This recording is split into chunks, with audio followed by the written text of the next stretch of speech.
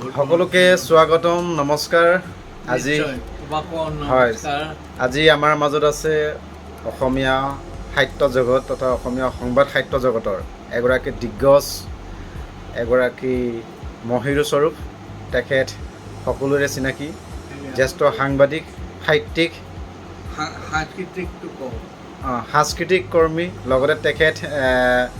অসমৰ কলা কৃষ্টি সংস্কৃতিৰ লগত ওতঃপ্ৰোতভাৱে জড়িত সমাজ সংগঠক আৰু মহিলাৰ প্ৰগতিশীল চিন্তা চৰ্চাৰ কাৰণে তেখেতক সকলোৱে জানে আমাৰ সকলোৰে শ্ৰদ্ধাৰ বৰ্তমান তেখেত দৈনন্দিন বাৰ্তাৰ মুখ্য সম্পাদক হিচাপে সেৱা আগবঢ়াই আছে আপোনালোক তেখেতৰ চেহেৰাটো সকলোৱে ধৰিব পাৰিছে তেখেত হৈছে আমাৰ doctor Naren Hazarika sir sir আপোনাৰ স্বাস্থ্য পাতি কেনে আছে মোটামুটি আছোঁ তোমালোকৰ ভাল লাগিছেতো হয় ঠিকেই পাইছোঁ আপোনাৰ স্বাস্থ্য এতিয়াও আপুনি ৭৭ বছৰ বয়সতো আপুনি মেইনটেইন কৰি আছে সজল আপোনাৰ হাঁহিমুখীয়া মাতে আমাক সদায় অনুপ্ৰাণিত কৰি আহিছে আমি নৱপ্ৰজন্ম আপোনালোকৰ চলাই থাকোঁ লাগি থাকিলে মনটো ভালে হয় হয় ছাৰ আপুনি এগৰাকী উপন্যাসিক হিচাপে আপুনি এগৰাকী অসম চৰকাৰৰ সাহিত্যিক পেঞ্চনাৰ লগতে অসম চৰকাৰৰ সাংবাদিকতাৰ পেঞ্চনাৰ আপুনি কিন্তু ত্যাগ কৰি দিছে হয় এইখিনিতে হয় হয় নহ'লেতো আজিকালি দুটা ভোগ কৰে এজনে চৰকাৰী চাকৰিৰ পেঞ্চন পায়ো সাহিত্য বা ক্ৰীড়া বিভিন্ন ধৰণৰ পেঞ্চন ভোগ কৰি থাকে কিন্তু আপুনি যে নিস্বাৰ্থভাৱে সমাজৰ কাৰণে ত্যাগ কৰিলে সেয়া সকলোৰে অনুসৰণীয় আদৰ্শৰ পাত্ৰ আমি ছাৰ আপোনাৰ পৰা অলপ কিছুমান কথা অতীতলৈ যাব বিচাৰিছোঁ আপুনি যেতিয়া সাংবাদিকতাৰ জীৱন যিটো কণ্টাক্ৰম সাংবাদিকতা বুলি ক'লে মানুহে ইমান ইজি কিবা এটা ৰ'দে বৰষুণ গাটোত নলগা বৰষুণ নপৰা মানুহৰ ছবি মনত আহে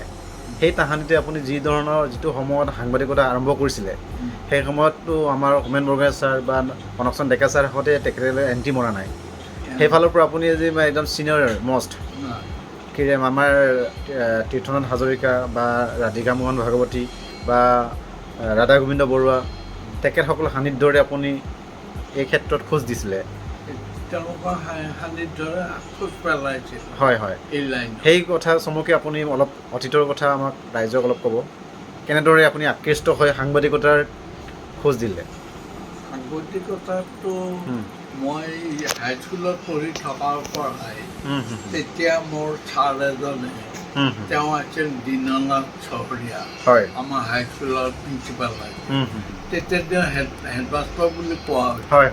তেওঁ খুব খঙা কিন্তু খুব মৰমীয়া তেওঁ আমাক ঠিক ডিঙিত এইখিনিত চৰ্ট দিয়ে আৰু কাণখনত লাহেকৈ এনেকৈ টিভি দিয়ে সকলো আমি সেইটো কাৰণে দুষ্টামি অলপ ইচ্ছা কৰি কৰিছিলোঁ সেইটো পাবৰ কাৰণে কাৰণ তেওঁ আদৰ্শত আমি আগবাঢ়িছোঁ তেওঁ সদায় শিকিছিল যে সৎ পথেৰে চলিবা আৰু নিষ্ঠাৰে কাম কৰিবা যি কামে কৰা নিষ্ঠাৰে কৰিবা আৰু যাতে দহজনৰ উপকাৰ হয় সেই তেনেকুৱা ধৰণৰ কাম কৰিবা তেতিয়া মই বহুতো তেতিয়া আৰু তেওঁ আৰু অনন্তদেৱ শৰ্মা আছিল তাৰপাছত ভৱেন্দ্ৰ ৰাজখোৱা তেওঁলোক খুব সাহিত্যিক আছিল তেতিয়াৰ দিনত 70ৰ আগৰ দশকৰ পৰা তেওঁলোক সাহিত্যিক আৰু কবি হিচাপে ভৱেন্দ্ৰ ৰাজখোৱাৰ নামটো জানাই নিশ্চয় পাইছে অনন্ত দেৱশৰ্মাৰ নামটো জানাই ধৰ্মানন্দ শাস্ত্ৰী আছে সংস্কৃত আৰু সাহিত্যৰ টিচাৰ আমাৰ তেওঁলোকৰ প্ৰেৰণা তেওঁলোকে মোক বিশেষকৈ দীননাথ চহৰীয়া ছাৰে এদিন মোৰ আমি তেতিয়া হাইস্কুলত হাতে এখন মেগাজিন উলিয়াইছিলোঁ হাতে লিখি দেই হাতে লিখা আলোচনী কাৰণ সেই আলোচনীখন 3 মাহৰ মূৰে মূৰে ওলায় আৰু তাতে মই কবিতা লিখিছিলোঁ আৰু সেই কবিতা তেওঁ পঢ়ি এদিন তেওঁ ৰুমলৈ মাতি পঠিয়ালে খুব ভয়ে ভয়ে সোমাইছিলোঁ আৰু মোৰ বন্ধু দুজনমান আছিলে তেতিয়া তাতে সেই কবিতাটো পঢ়ি তেওঁ ৰুমলৈ যেতিয়া মাতিলে মোৰ বন্ধু হৰি ডেকা সি অৱশ্যে জীয়াই আছে খগেন বৰা বোলে মোৰ বুজম ফ্ৰেণ্ড আছিল সি ঢুকালে তেতিয়া এইকেইজন অকণমান দুষ্টামিও কৰিছিলোঁ কিন্তু এইবোৰতো আছিলোঁ তেতিয়া তেওঁ মোক কবিতাটো লিখি নিবলৈ ক'লে হয় হয় তেতিয়া মই এনেই লিখি নিবলৈ নহয়, তেওঁ কাগজ এখন ভাল কাগজ এখন উলিয়াই দিলে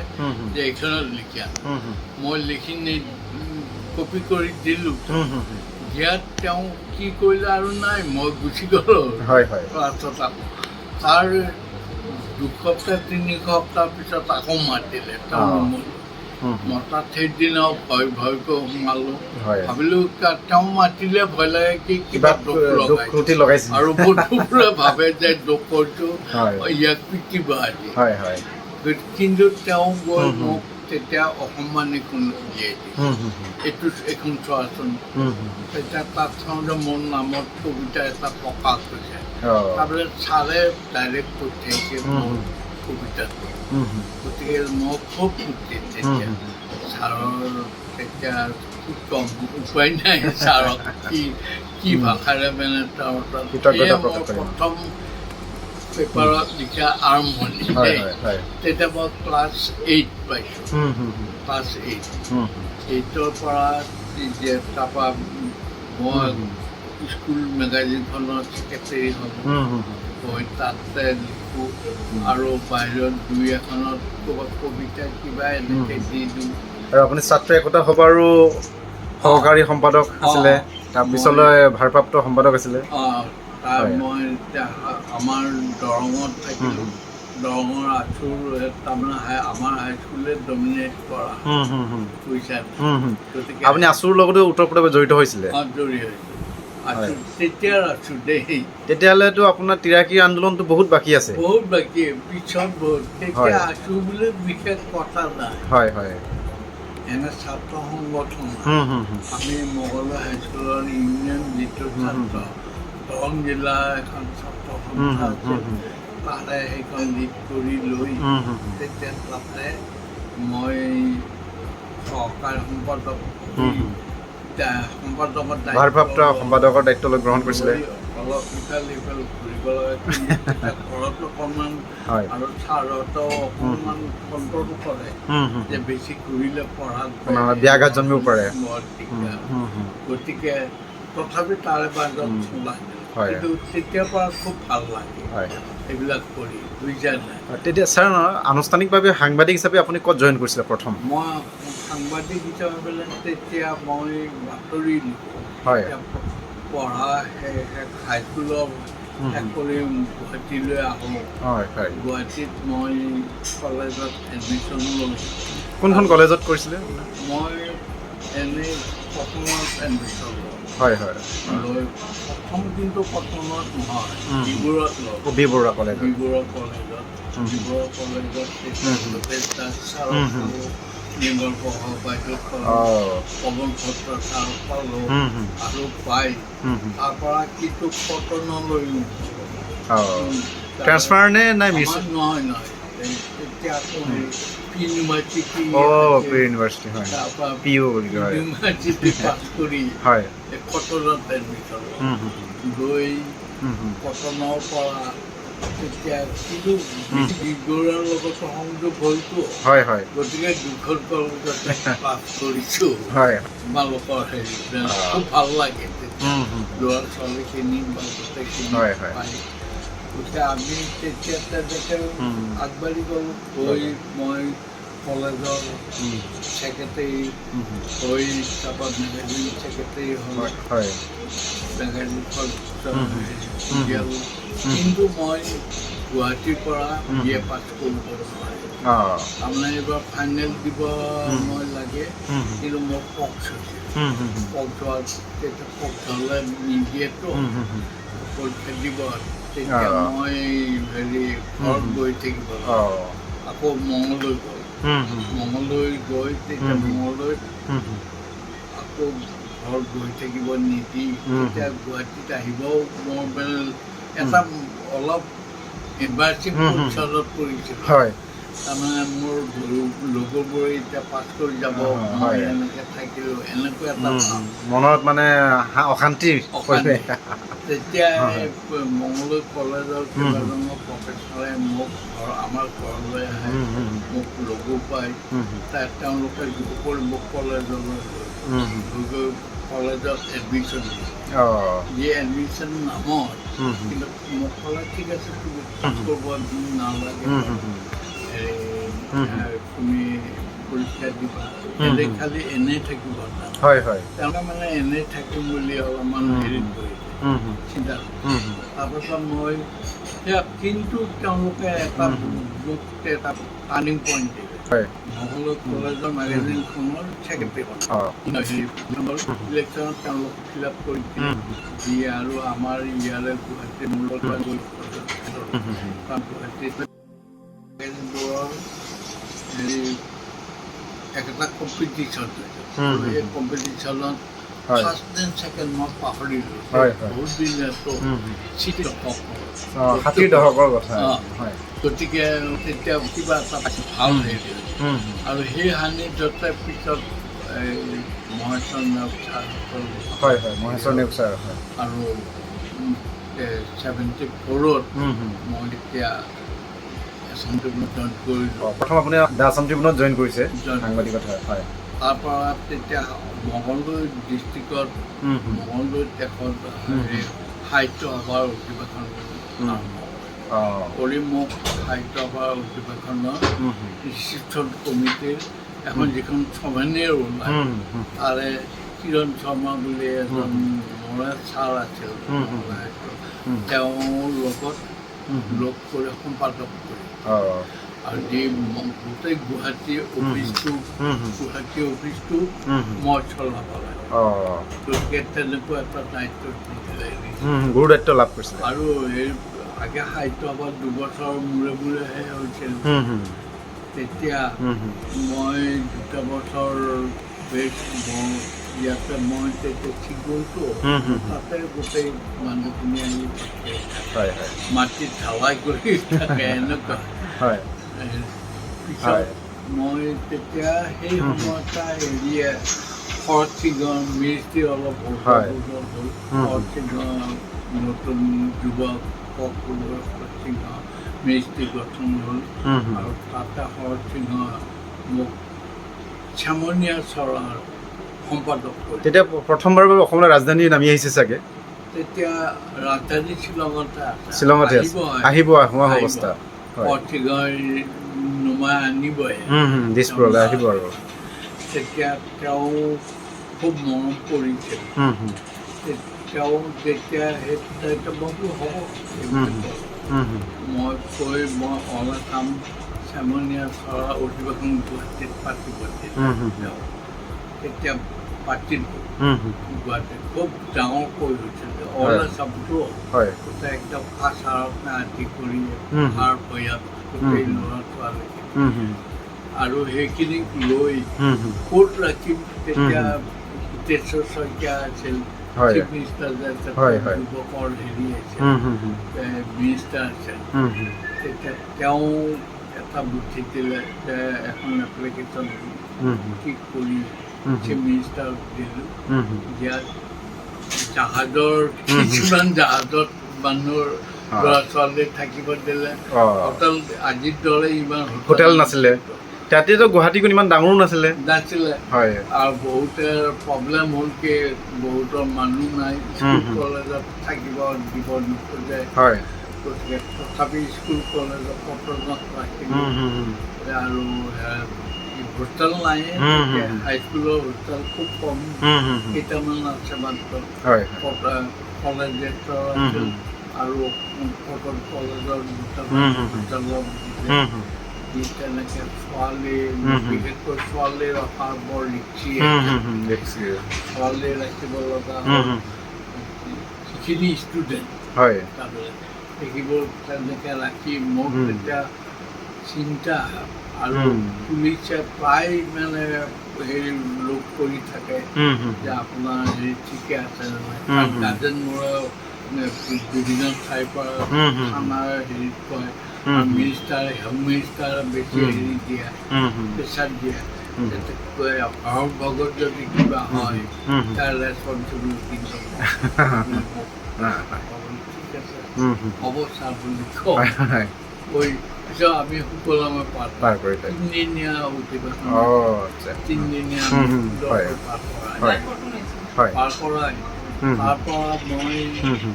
চাকৰি চাকৰি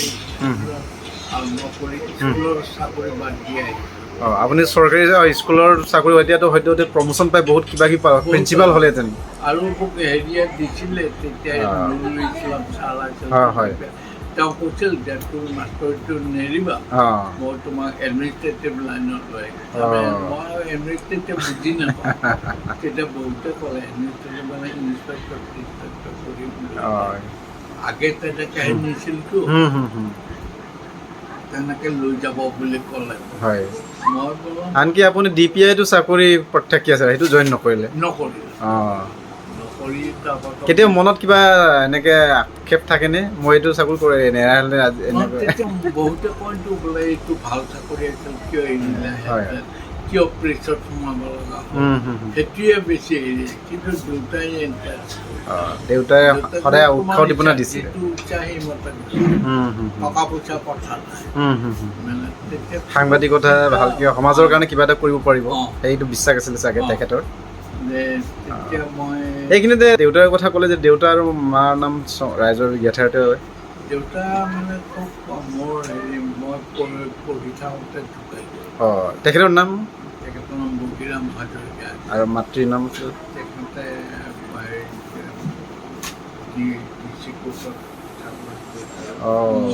মঙলদৈ ডিষ্ট্ৰিক্ট কোৰ্টত চাকৰি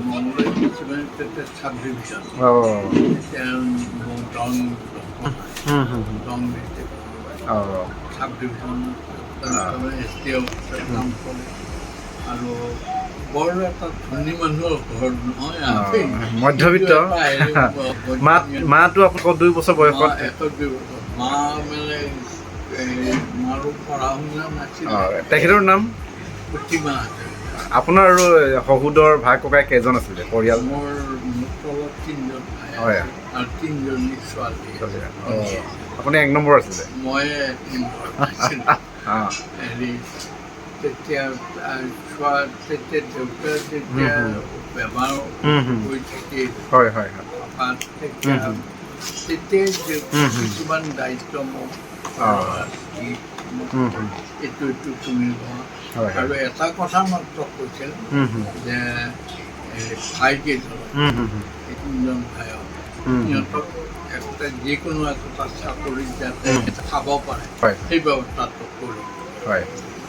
এইখিনিতে আমি আমাৰ শ্ৰোতা ৰাইজক জনাব বিচাৰিছোঁ ছাৰৰ বিষয়ে আমাৰ জ্যেষ্ঠ সাংবাদিক বিশিষ্ট অসমৰ জ্যেষ্ঠ সাংবাদিক ডক্টৰ নয়ন হাজৰিকাদেৱৰ জীৱন কীৰ্তিৰ ওপৰত অভিনন্দনমূলকভাৱে দেওবৰীয়া বাৰ্তা ছানডে নিউজ নামৰ এখন আলোচনী সুন্দৰকৈ তেখেতক অভিনন্দন টাইপতে তেখেতৰ বিষয়ে আলোকপাত কৰিছিলে মই ৰাইজৰ ক্ষেত্ৰত ঘোষণা কৰিব বিচাৰিছোঁ তেখেতক শুভেচ্ছা জ্ঞাপন কৰিছিলে ডক্টৰ অমৰজ্যোতি চৌধুৰী ধীৰেন্দ্ৰনাথ চক্ৰৱৰ্তী দীনেশ দাস প্ৰশান্তজ্যোতি বৰুৱা পূৰ্ণিমা পাঠক শইকীয়া দিলীপ বৰুৱা দীনেশ কুমাৰ ডেকা নমিতা ভট্টাচাৰ্য কীৰ্তিকমল ভূঞা কানন বৰদলৈ শিৱপ্ৰসাদ শৰ্মা ডক্টৰ ৰোমান শৰ্মা প্ৰভাত গোস্বামী মিফতাবুদ্দিন আহমেদ মতিৰাম হাজৰিকা ডিম্পুল চুতীয়া ডক্টৰ আৰতী কলিতা কুমাৰ দীপক দাস জয়া বৰুৱা হাজৰিকা সুকন্যা হাজৰিকা দাস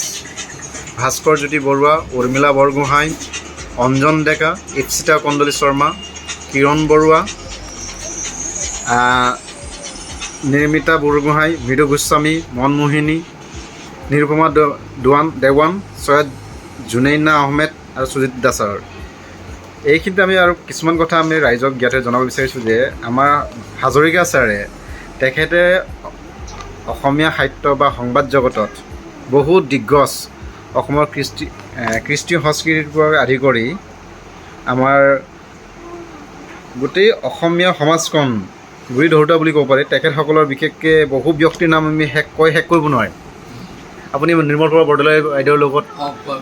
বৌদ্ধিক আড্ডা পাতিছিলে গুৱাহাটীত আপোনালোক আপোনাৰ হীৰেণ ভট্টাচাৰ্য ছাৰকো পাইছিলে চাগে আপোনাৰ খগেন মহন্ত, কেশৱ মহন্ত, হয়, কালচাৰেল লাইন ভূপেন হাজৰিকা, আপুনি জয়ন্ত হাজৰিকা আৰু হয় হয় আৰু কাৰ কথা মনত পৰে একদম আপোনাৰ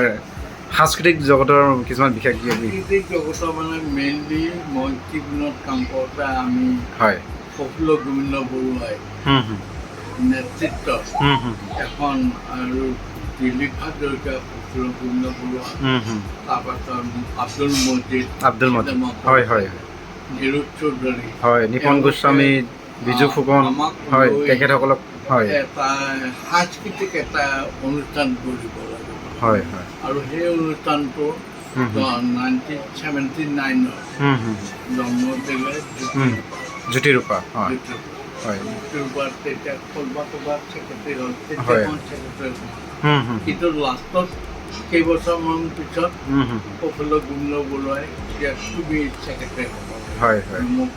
তেওঁ এদিন তেওঁ চেম্বাৰত মাতি পঠিয়ালে, মাতি পঠিয়াত তাতে দিলীপ হাজৰিকা, আব্দুল মজিদ আৰু ক্ষীৰতা বিষয়া এনেকৈ কেইজনমান চাৰিখন মিনতি চৌধুৰী মানে এইটো হেৰি দেই সাংস্কৃতিক তেওঁলোক বহি আছে, বিৰাট মিটিং আছে তেওঁৰ চেম্বাৰ, হয় হয় মই কিয় মাতি পেলাই কোৱা হয়তো আহা বুলি নিমৰ পঢ়া বাইদেউ এতিয়া আব্দুল মজিদে মোক পঢ়াই লওঁ বহি তুমি এটা কাম প্ৰথমে ধমকি তুমি এটা কাম কৰিব এনে ঘূৰি ফুৰিলে নহয় এনেকে অফিচত থকা সময়ত থাকিলে তাৰপাছত ঘূৰি ফুৰি গতিকে এনেকে নহ'ব নহয় তেনেকে নহ'ব এই ছাৰ এনেকে বহি আছোতো বোলে ইয়াক এটা বেলেগ দায়িত্ব ইয়াক 1 মিনিট যাতে ৰেষ্ট ল'ব নহয় তেতিয়া বোলে নহয় তুমি হেৰি গোটেইকেইজনে যে আমাৰ জ্যোতিৰূপাৰ ছেক্ৰেটাৰী হ'ব লাগে আৰু আমাৰ ফৰ্মেলে তাৰমানে মোক যিদিনা মাতিলে তাৰ 3 দিন 4 দিন পিছত জেনেৰেল মিটিং, এই জেনেৰেল মিটিঙত তোমাক কিন্তু তুমি চব পাওঁ আৰু না নকবা, তেতিয়া মই নাপাওঁ প্ৰশ্ন নাই, তেতিয়া আৰু মোবাইল কৰিলে হোৱাটছআপ কৰিলে এই হিচাপে মোক দায়িত্বভাৰ দিলে আৰু যেতিয়াৰ পৰা ল'লোঁ মই এতিয়া 10 বছৰমান হ'ল ছেক্ৰেটাৰী বুজিছা আৰু জ্যোতিৰূপাৰ আছিলে ৰেডিঅ'ৰ হয় আপোনাৰ ইয়াত আৰু মই পাইছোঁ আপোনাৰ যেনে আব্দুল মজিদ, কমল হাজৰিকা, নুৰুল হক, লক্ষ্যহীৰা দাস, বীৰেন্দ্ৰ অনুপ চক্ৰৱৰ্তী, সাধন হাজৰিকা, সমৰেন্দ্ৰ নাৰায়ণ দেৱ, পুলক বেনাৰ্জী, নিপন গোস্বামী, অমৰজ্যোতি চৌধুৰী, অনিমা চৌধুৰী, দীনেশ দাস, হেমন্ত দত্ত, মৃদুলা বৰুৱা, দীপেন বৰুৱা, ৰমেন বৰুৱা, নমিতা ভট্টাচাৰ্য, ৰামেশ্বৰ ফাটক, প্ৰাঞ্জল শইকীয়া, কাশ্মীৰী শইকীয়া, এনেকুৱা ধৰণৰ আপোনাৰ বহুত আমাৰ চিনাকি মুখৰ মানুহৰ লগত আপুনি কাম কৰিছিলে। তাৰে ভিতৰত আপুনি বিশেষকৈ ছাৰ সেই সময়ত আছুৰ যিটো গতিবিধি আপুনি চককে আপুনি লক্ষ্য কৰি আহিছে, আনকি তিৰাশিৰি আন্দোলন তেতিয়ালৈকে আলফাও জন্ম হোৱা নাই চাগে, আলফা নাছিলে অসমত তেতিয়া। অসমৰ সামাজিক পৰিৱেশটো মানে আপোনাৰ দৃষ্টিভংগীত কেনেকুৱা আৰু এতিয়া কেনেকুৱা দেখিছে? তেতিয়া মানুহবিলাক বেছি আমি যিটো লাইনত গৈ আছিলোঁ ক'তো বাধা পোৱা নাছিলোঁ আৰু মানুহখিনিৰ ৰেচপন্সটো ইমান ভাল লাগে, সকলোৰ পৰা মানে মৰম বুলিয়ে ক'ব খুব মৰম কৰি জাতি জনগোষ্ঠীৰ সমন্বয়ৰ যিটো সম্প্ৰীতিডাল তেতিয়া মৰম কৰিছে তেওঁলোকে যে হেৰি এইটোতো ভাল যি জনগোষ্ঠীৰে নহওক জনগোষ্ঠীবিলাকৰ মাজতো সোমাইছিলোঁ কিন্তু খুব মৰম কৰি এনেকুৱা কেনেকৈ তেওঁলোকৰ খাদ্য কিছুমান খাইছিলোঁ। উচ্চ নিচ্চৰ কোনো জাতি ভেদাভেদ প্ৰথা এইবোৰ খুব কম আছিলে চাগে আজিৰ দিনৰ মানত, হয়নে? আৰু কাৰণ বহি তেওঁলোকৰ বহি এনেকুৱা বয়সীয়াল মানুহৰ লগত বহিছিলোঁ, বহি খুব ভাল লাগিছে আৰু তেওঁলোকে খুব আদৰ সেইকাৰণে মানে সেই তেতিয়াৰ পৰা যেতিয়া আপুনি যেনে এজন সাংবাদিক হিচাপে কালি আলফা জন্ম হ'ল, তিৰাকীৰ জুই গোটেই অসমত দহি পৰিছে, সেই চিনেৰীটো আপুনি কেনেকুৱা এজন সাংবাদিক হিচাপে জ্যেষ্ঠ কেনেকৈ আপুনি উভতি চাব বিচাৰিছে মানে যিদিনা আপুনি গম পালে যে অসমত নতুন এটা মানে বিপ্লৱী সংগঠন এটা জন্ম হৈছে আলফা বা আছুৰ এছামে অগপ ৰাজনৈতিক দল গঠন কৰি দিছপুৰ মচনদ দখল কৰিব, সেইটো আপোনাৰ এনে সাংবাদিক হিচাপে আপোনাৰ পৰ্যবেক্ষণ কেনেকুৱা ধৰণৰ আছিলে মানে সেই সময়ত? পৰ্যবেক্ষণ যেতিয়া আৰম্ভ হৈ গ'ল হয় অসম আন্দোলনটো, হয় অসম আন্দোলনটো আৰম্ভ হ'ল মানে প্ৰথম মঙলদৈতে যেতিয়া হয় ফৰেনাৰ শব্দটো আহি গ'ল, হয় বিদেশী শব্দটো, বিদেশী আন্দোলন অবৈধ প্ৰব্ৰজনকাৰী হীৰালাল পাটোৱাৰী কমলাৰ পৰা তেওঁ এইটো প্ৰথম তেতিয়া তেওঁ আমাক মাতি কিছুমানক ময়ো মঙলদৈ বুলি মানে মঙলদৈতে মানে মকলীয়াৰ পৰা মাতিলোঁ আৰু ইয়াতে তেওঁ দিছপুৰৰ তেতিয়া দিছপুৰ শ্বিলং ৰাজধানীত তাতে মিটিং কৰি পেলাই এইটো এটা সেই ইছ্যুটোৱে সেই ফৰেনাৰটোৱে মানে আন্দোলনটো আৰম্ভ কৰে আৰু আমিও মৰেলি ছাপৰ্ট দিলোঁ আৰু এনেকুৱা এটা হ'ব লাগে, হয়তো দেখিলোঁ মানে পিকচাৰখন এনেকুৱা দেখিলোঁ যে অসমখন কৰি এতিয়া আমি অৰিজিন মানুহবিলাক নাইকিয়া হৈ যাওঁ, চাকৰি হওক ব্যৱসায় হওক বা হেৰি যিকোনো কামত ৰাজনৈতিক অধিকাৰ, আমি সামাজিক অধিকাৰ, সাংবিধানিক অধিকাৰ সুৰক্ষিত নোহোৱাৰ কিবা এটা অনুভৱ কৰিছিলে চাগে? তেতিয়া অনুভৱ কৰি দেখিলোঁ আৰু এজন সাংবাদিক হিচাপে তেতিয়া ভাবিলোঁ যে এইটোতো আমি ছাপৰ্ট কৰিবই লাগিব, জাতীয়তাবাদৰ উদ্গীৰণ আৰু তেতিয়া যেতিয়া ইলেকশ্যন গুৱাহাটীৰ যেতিয়া মেয়ৰ ইলেকশ্যন হ'ল তেতিয়া জাতীয়তাবাদী দল সংগঠন মই অৱশ্যে সেইটোত সোমোৱা নাছিলোঁ, কিন্তু তেওঁলোকৰ লগত সহযোগী গিৰিণ বৰুৱা জাতীয়তাবাদী দল সংগঠন গুৱাহাটীত বেছ হিচাপে জিকিলেও কেইবাটাও ঠিক, গতিকে তেতিয়া সাংবাদিক হিচাপে গোটেইখিনি ছাৰ্ভে কৰি দেখিলোঁ যে এইটো লাগে এতিয়া এইটো দৰকাৰ, কেইখনমান মিটিঙত ঘূৰিলোঁ কিন্তু তেতিয়া আঁঠু বা হেৰি বুলি যোৱা নাই, কিন্তু এনেই মিটিঙত যে আমি নিজৰ বস্তুটো চিন্তা কৰিব সেই লেভেলত ময়ো লেকচাৰ দিলোঁ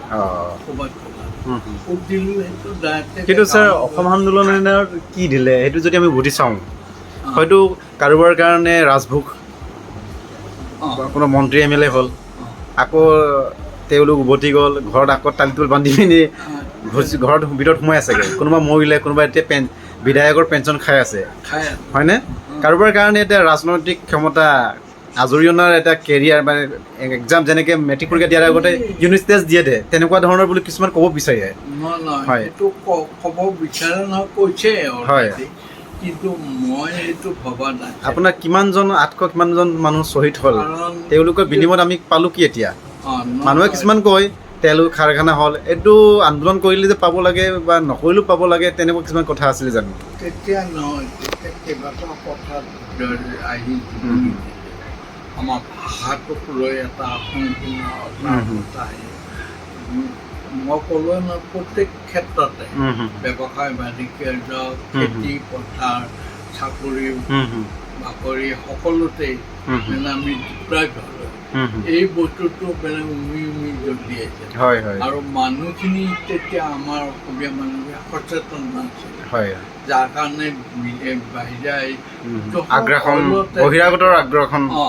ফলতে বিভিন্ন ধৰণৰ অকল চাকৰিটোৱে বিভিন্ন কাম আছে, কিন্তু সেইবিলাক কামত চব বাহিৰৰ আহি অধিকাৰ কৰিছে, আমাৰ মানুহ নাই। আৰু আমাৰ কোনোবা আছিল যদিও বা তেনেকুৱা এটা অৱস্থাত আমি তেতিয়া চিন্তা কৰি এনেকৈতো নহ'ব আমাৰ। গতিকে সেইটো মৰেল ছাপৰ্ট কৰি কিন্তু সক্ৰিয়ভাৱে আমি সোমাই নপৰিম। ঠিক আছে ছাৰ, এইখিনি বাৰু আমি এৰিছোঁ। এইটো আমি বিতৰ্কৰ কাৰণে নহয়, আমি এজ এ সচেতন মানুহ হিচাপে বা সচেতন নাগৰিক হিচাপে আলোচনাৰ কাৰণে টানি আনিছোঁ। লগতে আমি ছাৰ ইয়াৰ পিছতে আলফা জন্ম হ'ল, অসমত নতুন চৰকাৰ আহিলে, আকৌ গুপ্ত হত্যাৰ দৰে এতিয়া অসমৰ এটা ৰাজনৈতিক অস্থিৰতাই অসমত ক্ৰিয়া কৰিছিলে। আকৌ পুনৰ বেলেগ চৰকাৰ আহি গ'ল। তাৰপিছতে আকৌ কি হ'ল, আমাৰ বিভিন্ন ধৰণৰ সংবাদ মাধ্যমৰ সাংবাদিকক হত্যা, মুক্ত হত্যা, গুপ্ত হত্যা, সাংবাদিক নিৰ্যাতন, পৰাগ দাস, কমলা শইকীয়াৰ দৰে বহু ব্যক্তিক আমি হেৰুৱাইছোঁ। বা বিভিন্ন ক্ষেত্ৰত তেওঁলোকে ষড়যন্ত্ৰমূলকভাৱে তেওঁলোকৰ ডিঙিত চেপা ধৰিছিলে প্ৰশাসনে, বা তেওঁলোকৰ মুখ বন্ধ কৰিবৰ কাৰণে বিভিন্ন ধৰণৰ কুৰটনা কৰিছিলে। তাৰে কিছুমান বাচি গ'ল, কিছুমান জেল গ'ল, কিছুমান এতিয়াও জীয়াই আছে, কিছুমান মৰিলে। এনেকুৱা ক্ষেত্ৰত আপুনি সেইবোৰ কি বুলি ভাবে? আপুনি এনেকুৱা সেইবোৰ মই ক'লো নহয়, মৰেল ছাপৰ্ট যেতিয়া কৰা হ'ল, তাৰমানে দেখা গ'ল অসমীয়াৰ যিখিনি মানুহ অসমৰ সকলোৱে এইটো ছাপৰ্ট কৰিলে আন্দোলনটো। ছাপৰ্ট কৰি কিন্তু কোনো এজন ভাল লিডাৰে এইটো এনেকৈ লৈ যাম তেনেকৈ লৈ যাম, মানে দূৰদৰ্শীৰ অভাৱ। আৰু আমাৰ অসমখন বৰ্তমান এতিয়াও লিডাৰলেছ ছ'চাইটি বুলি ক'ব পাৰি, যাৰ দৃষ্টিভংগীয়া বা দূৰদৰ্শীতা 50 বছৰত অসমখন কি হ'ব। তেওঁলোকে আজি 5 বছৰ 10 বছৰৰ ভিতৰত যি পাৰে কৰিলে কেপাচিটি অনুযায়ী, নহ'লে তেওঁ দিল্লীৰ আজ্ঞাভাৱে বিট্টুৰলেখীয়া কামবোৰ কৰি আছে। কিন্তু অসমখন আজিৰ পৰা 50 বছৰৰ পিছত এনেকৈ থাকিব বা 100 বছৰৰ পিছত এনেকৈ থাকিব, তেনেকুৱা ধৰণৰ দূৰদৰ্শী সম্পূৰ্ণ আমাৰ নেতৃত্বৰ অভাৱ হৈছে। ৰাজনৈতিকভাৱে, সামাজিকভাৱে, আনকি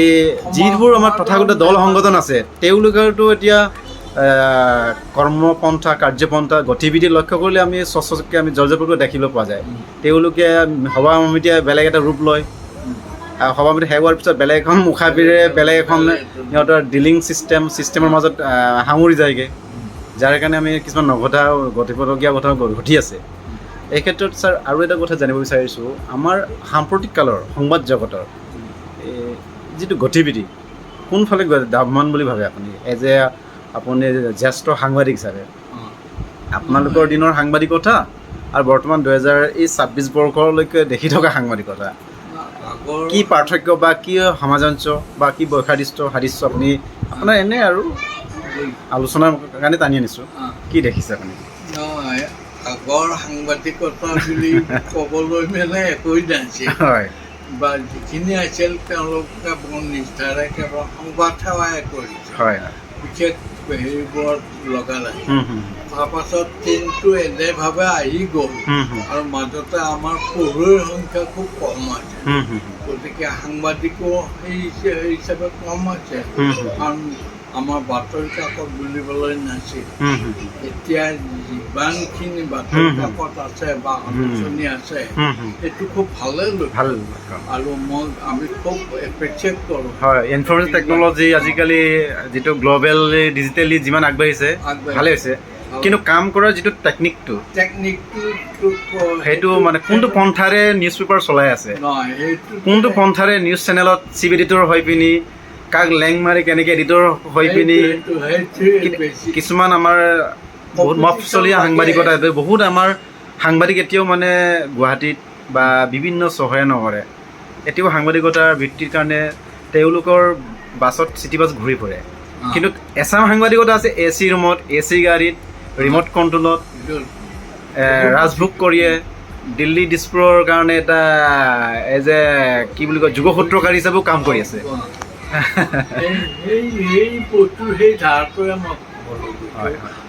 যাৰ কাৰণে আপোনাৰ যিটো সততা নিষ্ঠা নিৰ্ভীকতাৰে কাম কৰা সাংবাদিকতাৰ কাৰণে বহুত মানে অসুবিধা হৈ আছে। আৰু মই ক'লো নহয়, সেইকাৰণে সাংবাদিকতাৰ বস্তুটো যি হিচাপে আমি আগুৱাই নিব লাগিছে, আগুৱাই নিব নোৱাৰিলো মানে আগুৱাই নগ'ল কাৰণে মেইনলি অৰ্থনৈতিক দিশটো বেছি কষ্ট পালে। আৰু আগৰ সাংবাদিকখিনি বহুত কষ্ট, এতিয়া কিছু হৈছে, এইটো বেলেগ হ'লেও কিন্তু বাকী চাকৰি বা বাকীবোৰত যিটো মানুহৰ মৰ্যাদাৰে থাকিব পাৰে, এজন সাংবাদিকো সেই মৰ্যাদাৰে আছে, থাকিলেও কিন্তু এই ষ্টেজলৈ উঠিব পৰা নাই। আৰু যিটো তুমি ক'লা যে আজিকালি এচি গাড়ী লৈ বা কিবা লৈ, আৰু সেইটো মই ভালে পাওঁ। বা এজন সাংবাদিকে যদি সেইটো কৰিব পাৰিছে বা মাত্ৰ কি হিচাপে কৰিব পাৰিছে সেইটো না ছাৰ, তাতে আকৌ বুট লিখাৰ এটা টেগ এটা আহি যায় ন, এজন দুজনে কৰিব পাৰে, কোনোবাই কাৰোবাৰ তল্যমৰ্দন কৰি পিনি কাৰোবাৰ গাড়ী ৰক্ষাৰ কাৰণে, কোনোবাৰ আশীৰ্বাদ পুষ্টত, হয়। কিন্তু এই যে হ'ল কিছুমান আমাৰ সাংবাদিকসকলেও গালি পোৱালেখীয়া হৈ যায়, কাৰণ তেওঁক দেখিব আজিকালি সাংবাদিক এনেকুৱা, অসমৰ সাংবাদিক কোনটো লেভেলৰ, আমি হিচাপ দিম, ফটো লাগে নেকি, ভিডিঅ' লাগে নেকি, ইমান পৰ্যন্ত লাগে, আমাক কিছুমান পলিটিচিয়ান মানুহে আমাক জোকাই থাকে। হয় হয় হয়, যিটো গণতন্ত্ৰৰ চতুৰ্থ স্তম্ভৰ যিটো মৰ্যাদাটো ক'তবাই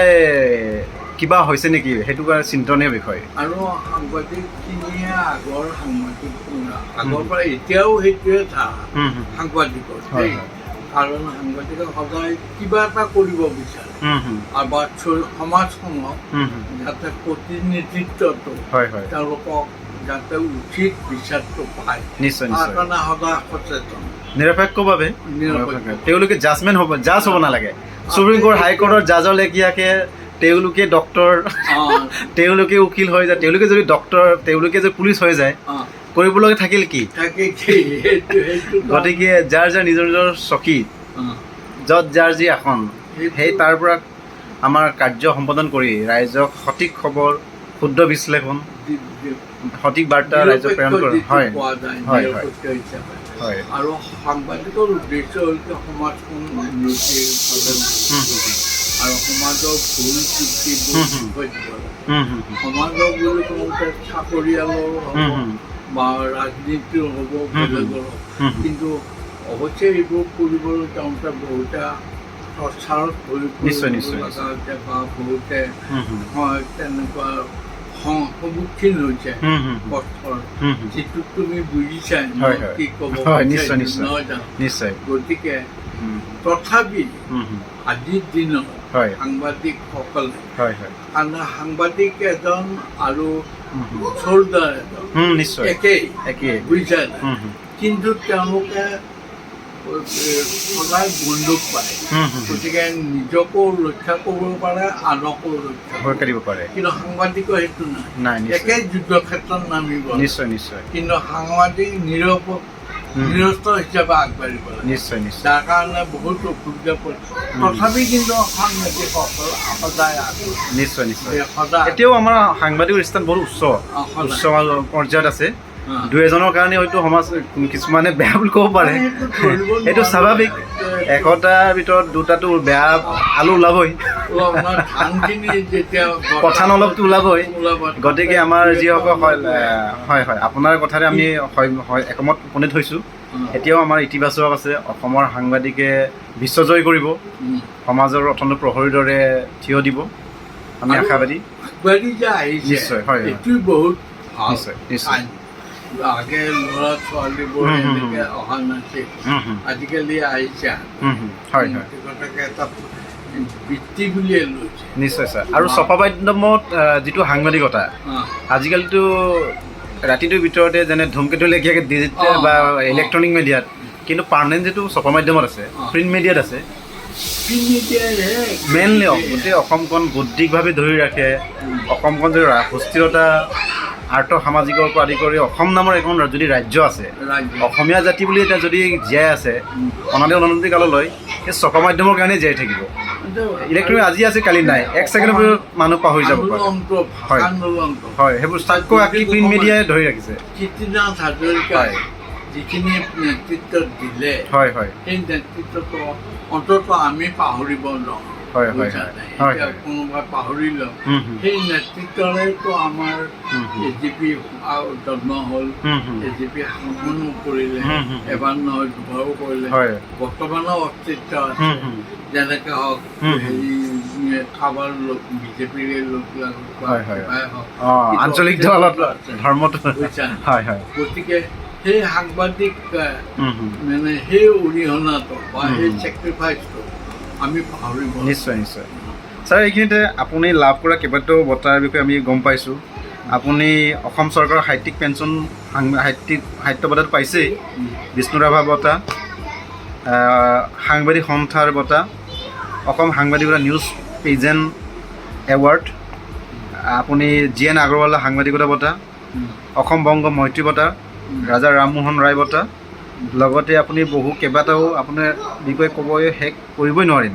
নিৰোজ চৌধুৰী সাহিত্য বঁটা সমাজ সংস্কৃতি ক্ষেত্ৰৰ কাৰণে বহুতো ধৰণৰ প্ৰেৰণামূলক আপুনি নেপাল ৰাষ্ট্ৰীয় সাহিত্য সংস্কৃতি বঁটা অসম বংগ মৈত্ৰীৰ ঠিক তেনেদৰে আপুনি বহুতো বঁটা বাহনো লাভ কৰিছে সন্মানো লাভ কৰিছে আৰু আপোনাৰ বিশেষকৈ আমি মনত আমাৰ ৰাইজৰ জ্ঞাতে দেখাব বিচাৰিছোঁ এই ছাৰৰ উপন্যাস তেখেত কেৱল সাহিত্যিক বা সাংবাদিকেই নহয় শিক্ষকতাই নাছিলে তেখেত এগৰাকী উপন্যাসিক হিচাপেও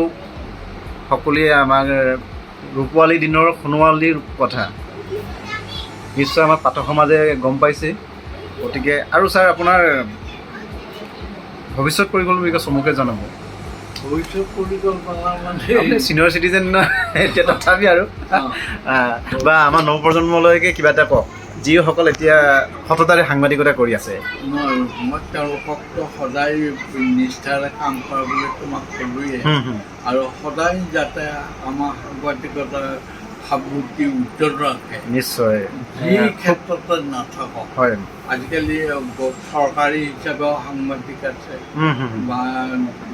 পেচা হিচাপেও আছে বা মুক্ত সাংবাদিকতা আছে গতিকে মুঠতে সাংবাদিক হিচাপে সকলোৱে নিষ্ঠাৰে আৰু কৰ্মযোগী হিচাপে কাম কৰি এটা প্ৰেৰণা দিয়ক নতুন প্ৰজন্মক আগবাঢ়ি আহিবলৈ প্ৰেৰণা দিয়ক আৰু আগবঢ়াই লৈ যাওক মই সেইটোৱে বিচাৰোঁ নিশ্চয় ছাৰ আপোনাৰ আজি বহু সময় আমি লগ পাই খুবেই আমি উৎসাহিত হৈছোঁ অনুপ্ৰাণিত হৈছোঁ আপোনাৰ লগত কথা পাতি আমি গোটেই দিনটো শেষ কৰিব নোৱাৰিম আকৌ পিছত আহিম গতিকে ছাৰ আজিলৈ আমি সময়ৰ প্ৰতি লক্ষ্য ৰাখি আপোনাৰ সুস্বাস্থ্য আৰু দীৰ্ঘায়ু কামনা কৰিছোঁ অনাগত দিনত পুনৰ আকৌ আমি আপোনাৰ লগত এনেধৰণে বৌদ্ধিক বাৰ্তালাপ কৰিম সেইখিনি কৈ পিনি আজি অনুষ্ঠান ইমানতে সামৰি মাৰিছোঁ মই অৰিন্দম প্ৰিন্স পাঙি সকলোকে ধন্যবাদ জনাইছোঁ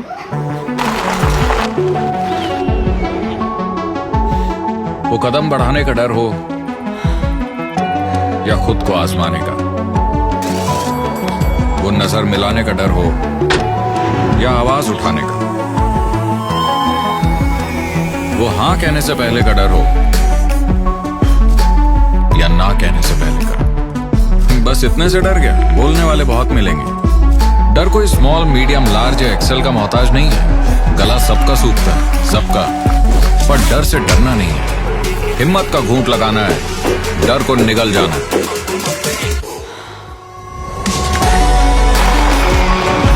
छोटा घूंट बड़ा घूंट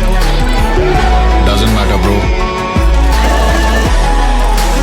तू बस हिम्मत का घूंट लगा और डर को निगल जा और दुनिया को दिखा तू किस मिट्टी का बना हुआ है माउंटेन ड्यू